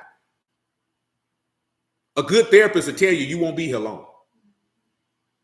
Matter of fact, they're going to be offended if you're here too long. Because that means I ain't doing my job. That means I'm not giving you the tools you need to heal yourself. See, most of y'all have the wrong idea about what goes down in therapy. A good therapist is going to give you the tools to heal yourself. The same way a good preacher is going to give you the word so Yahuwah can heal you. That's all a therapist does. A therapist really, if he good, is going to do the same thing that a preacher going to do. Here are the tools. Heal yourself. Because I can't do the work for you. You have to do that for yourself. I can't make you be godly. I can't make your kids be godly. I can't make y'all do nothing. See, you know what too many people in this word get on? You want somebody to rule over you with rigor. See, y'all talk about how these preachers be doing these people, but for the most part, that's what you niggas want. I'm not that dude. I'm not finna be ruling over nobody. I'm not finna do it. I don't want to do it. I don't have the patience, care, consideration, or energy to admit that much. It's not in my spirit. It's not in my character. It's not in my heart. Never has been, never will be. I'm not ruling over nobody. Now, it structures rules and order, and if you don't want to follow them, that's your thing. You can go to hell. You know what I'm talking about? But as far as like stepping down, oh, y'all going, I'm not doing all that for what? I'm not charged to do it. I'm not instructed to do it. That's not what the word tell me to do. So why would I do that? Amen. She told you, your therapist told you right. You know what I'm talking about? I'm not doing that. See, we like that stuff because you want the boogeyman to use to justify why you wicked as hell and you don't want to serve God. So you need an old preacher who gonna rule over me to make an excuse so you can keep on being a sinner. You know what I'm talking about? See, if the preacher don't rule over you, then you're gonna be claiming, did Moses rule over them people like that? I don't think so. The Lord didn't do it either. Then if the preacher don't rule over you and he give you the word and then you don't follow it, see, he ain't do this and he ain't do that. See, you can't win. That's why you don't care. See, one thing you have to learn when you're dealing with the word, man, you ain't going to never win with these people, man. So you can't get invested in trying to do it. All you got to be invested is doing what Yahuwah sent you to do. You ain't going to win with these people, man. You know what I'm saying? You're not going to win, man. I've been told y'all plenty of times. You niggas not going to kill me. I promise you not. Y'all not finna stress me out. Y'all not finna lead me to no stroke. Y'all not finna lead me to no heart attack. Man, I'm not finna run myself crazy to cut. You need to do, I'm not doing none of that. Y'all niggas are grown. You say this is what you want to do. The word been given to you. Shoot, use it. If you don't use it, look here, man. I'll sit there and I ain't going to say nothing. You know what I'm talking about? Because you already know what to do and what not to do. It's apparent to me that ain't what you want to do then. I'm not going to keep doing that with you, man. No, that's the same way. If I done told Joanne, don't put your hand on that stove, and I done told her 4 or 5 times, and she keep putting her hand on that stove, I hope it burn off. Because I'm going to sit there and look at you, and I'm going to see if you stupid enough to put your hand on that stove. And when and I ain't going to say nothing to you because I done already taught you and shown you not to put your hand on that stove. I'm not going to keep doing that with you. Because that's stressing me out. And I ain't finna let you stress me out. That's what, shoot, the book told you that. He said, man, don't greed them that got rule over you. It ain't gonna be no benefit to you. So I'm gonna make sure I ain't got to tell y'all not to do it because I ain't gonna let you do it. But guess what? I let nigga greed me like that, then my wife got to deal with that. And my kids got to deal with that. And that's not happening. Because I'm not finna bring that to them. Daddy upset because they done got on their nerves. You know what I'm saying? No, man, absolutely not. They don't deserve that. That's the same way if you go out here working and you got a bad customer, you had a bad day on the job, man, I'm not finna come home and bring that to my old lady. Now she got to deal with that. She ain't did nothing to me. Why she got to deal with that? You have to be grown enough to be able to set that apart and say, you know what? Or at least have enough common courtesy to say, check this out, baby. Boy, them crackers piss me off today. So if I be a little short, don't pay me no mind. I'm upset. You know how easy that is. Guess what? I learned how to do that at a young age. I done told you that plenty of times. I go had to get Muffin to school. I've been selling dope all night. I got to take Muffin to school. We live in Arlington. She go to school in Atlantic Beach. And I tell her, I say, baby, I'm tired. So if I do X, Y, Z, don't pay me no mind because I'm tired. You know what I'm saying? And I might say something, she'd be like, it's okay, because you just tired. And I'm telling her that just in case if I get out of pocket that she would say something like that. My apologies. I'm out of pocket. That's why I told her that she can understand it ain't nothing you doing. I'm just tired. So if I get short with you, rude with you, I don't mean no harm. I'm tired. You know how easy it is. See, you do that when you love somebody. Because you want to let them know that if I say or do something, I'm not trying to hurt your feelings. I got this going on. I don't want to take that out on you. You don't deserve that. You know what I'm saying? You don't deserve that. Why would I want to do that to you and I say I love you? I care about you. That's not hard. You know it's not hard to say, I had a hard day today. I might be a little irritated. If I be short with you, I apologize in advance. Because at least now she can be able to say, it's okay, I know you're irritated. That bring you back to reality, my nigga. So you realize, hold up, I'm tripping.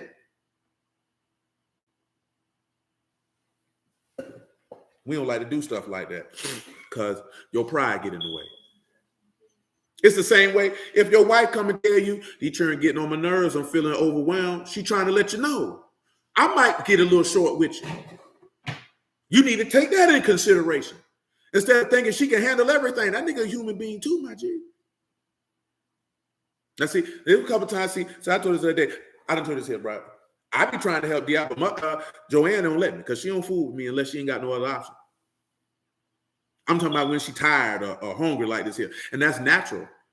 That's natural for a small child between the ages of 0 to about 4 to 5 to run to their mama.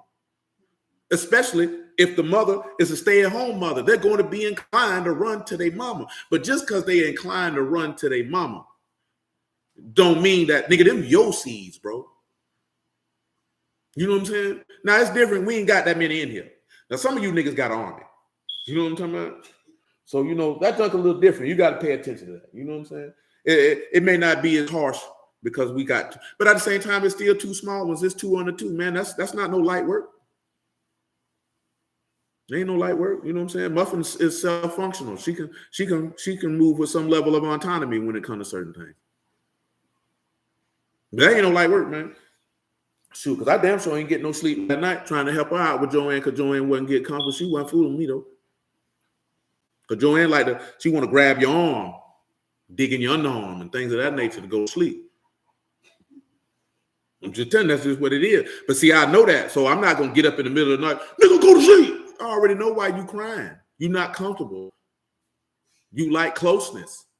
You know what I'm saying? I already know this. So why am I going to get mad with this baby? Because this baby wants to be close to the people who she care about. That soothes her to go to sleep. You know what I'm talking about? I'm going to destroy the bondness and the closeness that she want to have with the people who she looks at the most because I want to go to sleep. No, I'm not going to do that. No, I'm not going to do that. You can do what you want to. I'm not going to do that to my baby though. When I know why she's doing it. You know what I'm saying? I know my baby likes to sleep up under people.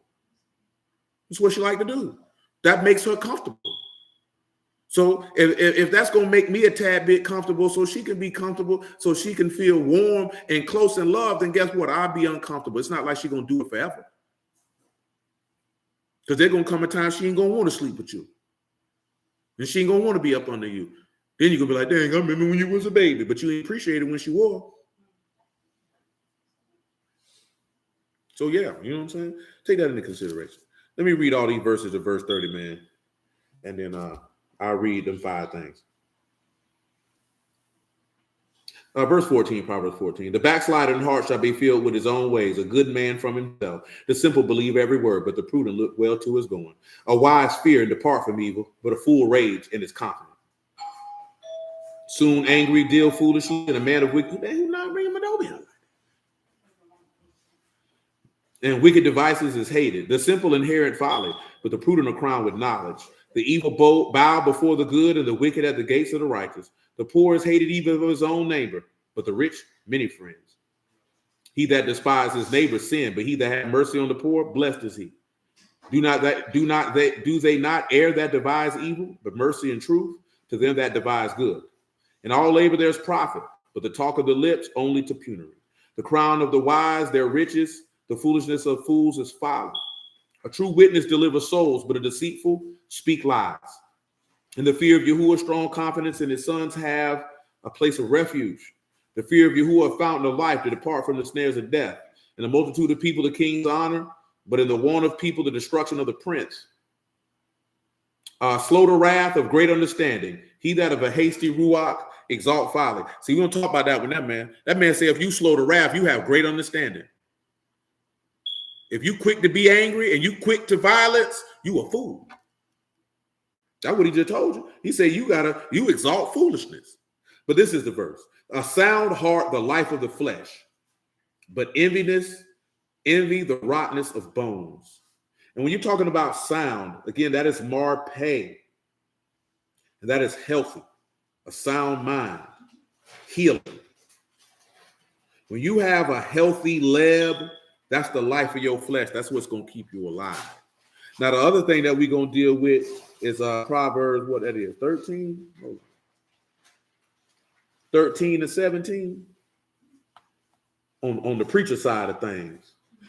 Proverbs 13 and 17 says, a wicked messenger fall into mischief, but a faithful ambassador is health. So what is an ambassador? Some of y'all remember, we didn't talk about this before. Of course, that's sir, that's an envoy, that is a messenger. I seen a dude say this the other day, and it's the dumbest thing I ever heard, and they were talking about that situation with the people, man, I don't care about that. But they was like, because he said that man was sent. He was like, you going to say he was sent, but your husband ain't sent? That's how I know he was stupid. Because you got men who are sent by Yahuwah to preach the word. It is what it is. Every man ain't sent to preach the word. I don't know why we believe that when that's never been the case. You've never seen that anywhere in the text. But that doesn't mean that you're just supposed to be bowing down, you know what I'm saying, performing fellatio and tossing salads to men to get in their good graces. That doesn't mean that these men are supposed to be ruling over you with rigor and exploiting you. That's not what that means. He said a faithful ambassador. And of course, the characters for that, and we're going to deal with it, is Saad and Rosh. So, you know, they're going to be walking in the way of the chief if they're a messenger, first and foremost. And if they're a faithful messenger, that's a Munah. That means their faithfulness. They're faithful. They're trusting. They're faithful. They have trustworthiness. Aleph, Mim, U, and Nun. And that faithful and trusting envoy or messenger brings marpe. They're going to bring something that's going to heal you. And if they're bringing something that's going to heal you, that means that love seeks not our own, because they're bringing something that doesn't seek their own benefit, which is why I say that a bishop cannot be self-willed.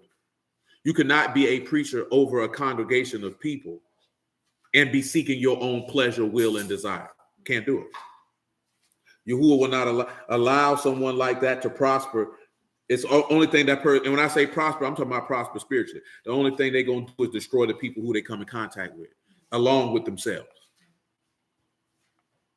But let's get to these big five traits, man, because wrestling ain't going nowhere. They ain't got nothing on that I want to talk about anyway.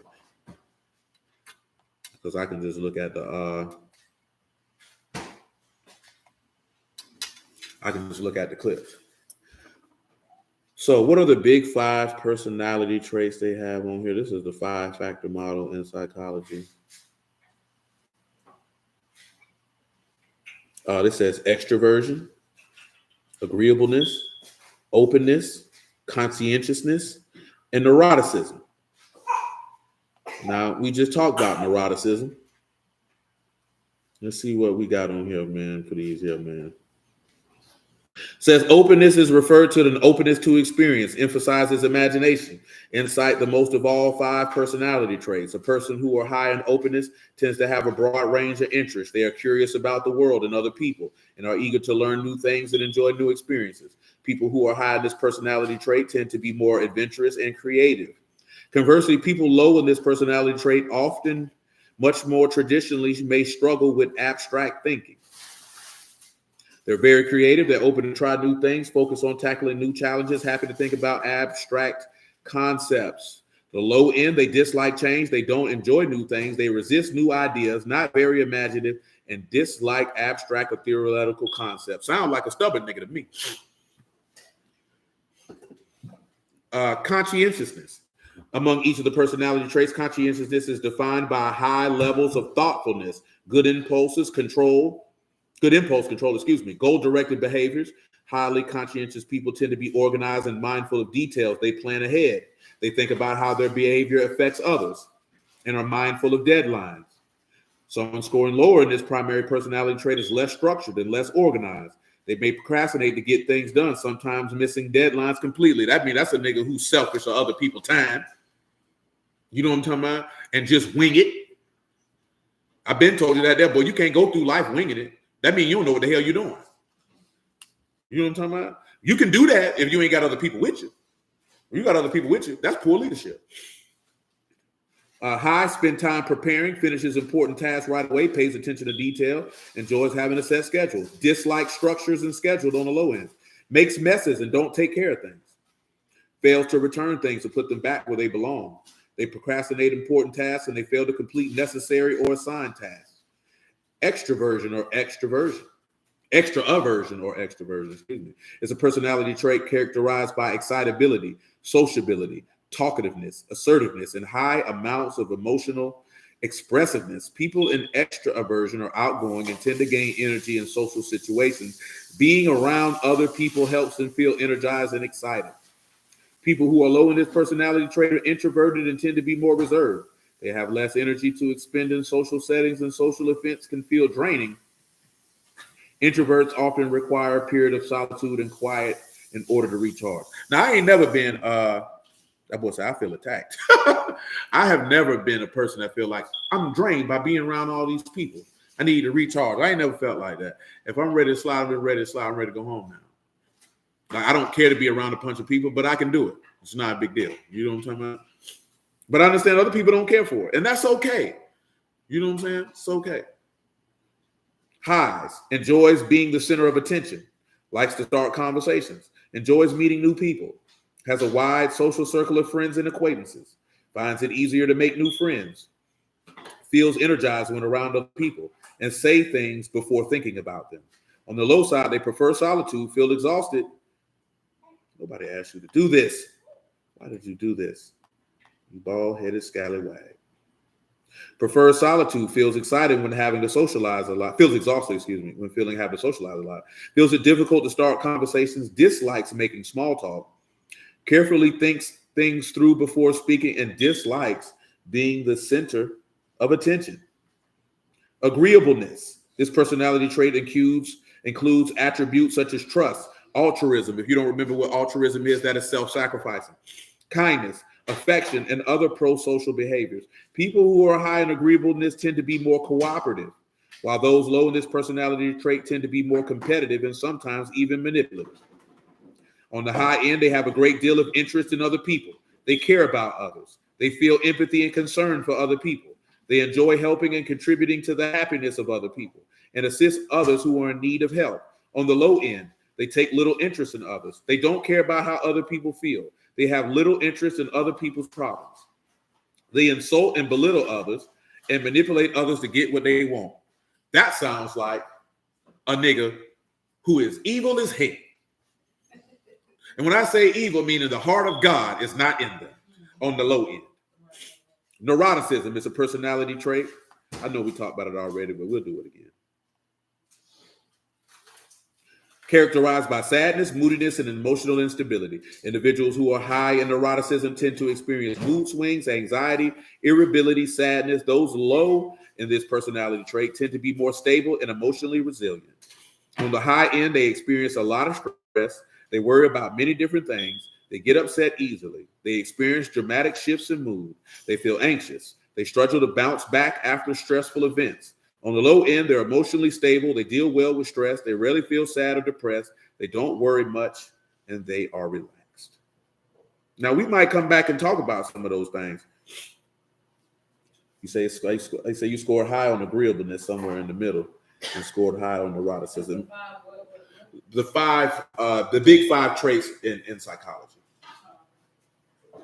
Brother Herman said, I procrastinate. Shalom, Sister Kelly. You know what I'm saying? Now, and we might look at those things, because I'm glad that Nissa mentioned that, because that could open the door about this type of thing. Because I was telling Robert this the other day. I think I told somebody else that too. Like, we used to have conversations of this sort regularly, but it would be off camera. See, now it's more y'all, but y'all are you're not here physically. You know what I'm saying? And what I mean by having them off camera, because I don't really particularly care, unless that's something you want to do, for you to share your life personal experiences on a recorded video that's going to be on YouTube. You know what I'm talking about? I don't really care for that. You know what I'm saying? Because that's your personal stuff. I'd rather have those conversations off camera. You know what I'm saying? But what I can do to mitigate that. Oh, I just Googled it, and let me see what that was, Jay. I just picked it. Oh, I done swiped it off. I done picked it off. But just type in the big five personality traits, see what you come up with. I wager it'll probably be same from website to website. You know what I'm saying? With maybe slight variations here and there. But what I can do is, you're welcome. What I can do is that we can introduce some of these things. We could speak about some of these things and maybe generalities, if you would, for lack of a better term. You know what I'm saying? For you to assess yourself. Because I ain't no psychologist. So you know what I'm saying? I ain't no psychiatrist. I ain't none of that. You know what I'm talking about? Now, I am a preacher. So I can use the word to help you out. You know what I'm saying? So you can see where you at. Because like I said, like some of the stuff with being introverted, there's nothing wrong with that. Some of the lows and some of those personality traits, there's not necessarily anything wrong with that. But then some of them, that is distasteful, to say the least. You know what I'm talking about? So at the end of the day, what are we here for? We here for everlasting life and to improve yourself and to be better. And the only way that you're going to be able to improve yourself and to be better is to be uncomfortable. Because if you're just going to wallow through life and say, I'm straight, I ain't got to improve nothing, I'm good, you're going to hell. I ain't going to lie to you. And you're going to go to hell because you're going to refuse to heal yourself. You're going to refuse to do the work necessary to be perfect. See, I'm not talking about you wrestling or wallowing with something. I'm talking about thinking you straight when you know you ain't straight. Because if you could open your mouth and say you ain't got no room to improve, why are you breathing? Like we read in 2 Timothy 4, Paul said, hey, man, I done finished the fight. I'm ready to be delivered. Paul said, I have not apprehended, yet I strive for. So what are we talking about? What are we talking about? If you got people who you could read in the text had the ruach, and they like, hey, man, I'm still on this quest. I don't know how you think you good. That's a lie from the depths of hell, and the truth ain't in you. That's for certain. Nobody with the Spirit of God would utter such foolishness. That's right, son. Tell about it. But hallelujah for Yahushua in the word. I appreciate y'all time. I bless y'all the house of Elohim in the name of Yahushua. You who are willing, this particular deal might take 3 weeks, maybe 4, maybe 5. Truth be told, dealing with healing and health, it'll take as long as you who will see fit for it to take. You know what I'm saying? Because we ain't really had a supreme focus on that in a good little minute. You know what I'm talking about? So it's about that time. He said, there's always room for everybody to improve. You might accomplish one thing, but there's something else you can do. Absolutely. That's what I did with telling my sister today. You get one thing and say, hey, I can improve here. I praise you who indeed, man. For sure. So hold it down, my G. We'll be back at it, man. The numbers that drop for Pentecost, man. The money due May 18th, man. $225 a family, $150 for singles. Amen, Brother Marcus, man. You stay safe out here. I love you too, bro. You know what I'm talking about? So, yeah.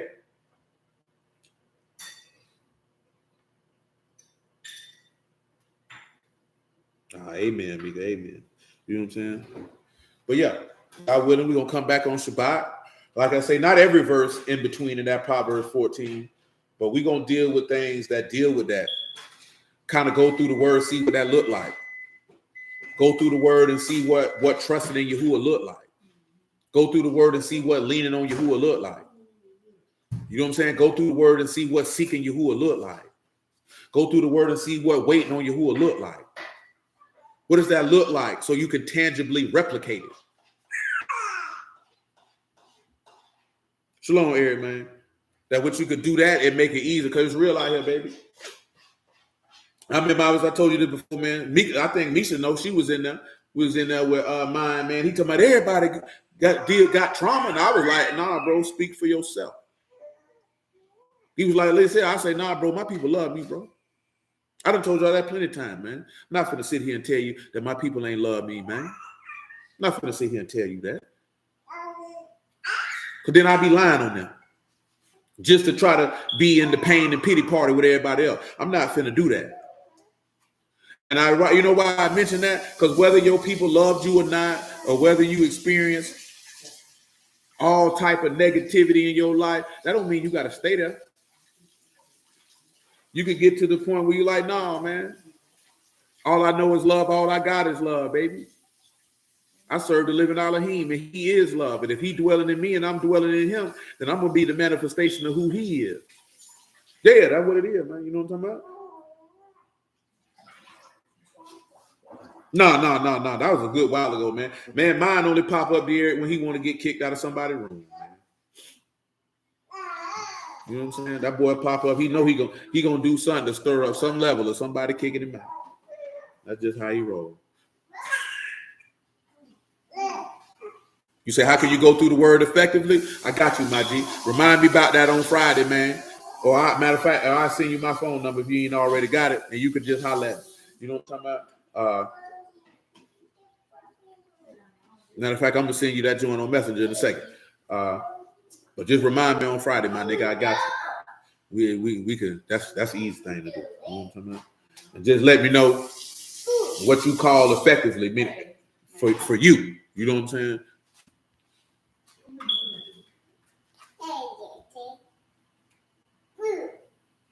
He said that nigga crazy. Well, that boy being crazy, man.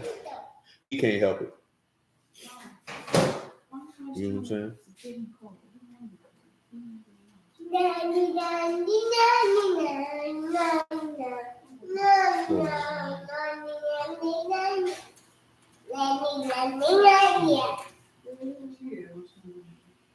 This thing tripping. Hold on, my G.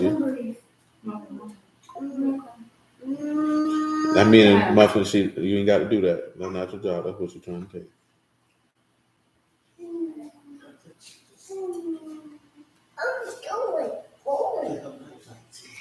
Who's going?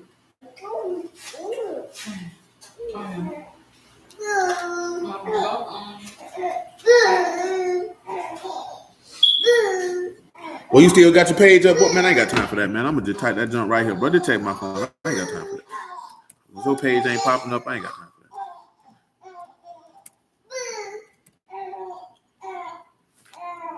Shoot, just take my phone, my nigga. Make sure you got it, bro.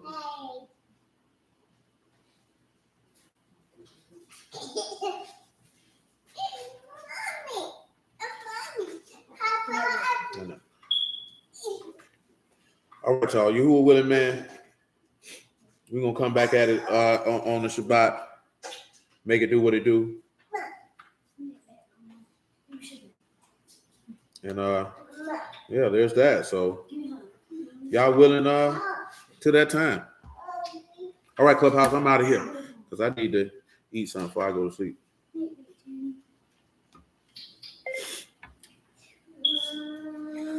Nah, you ain't. Don't worry about it. That's my number right there, Zo. You ain't got to do that jump. Bump that jump. Just make sure. Just take my phone, man. I'll lock you in, man. You ain't got to make no Facebook for that cause, my nigga. You already know what it is, boy. You been rocking a long time. You ain't got to do all that.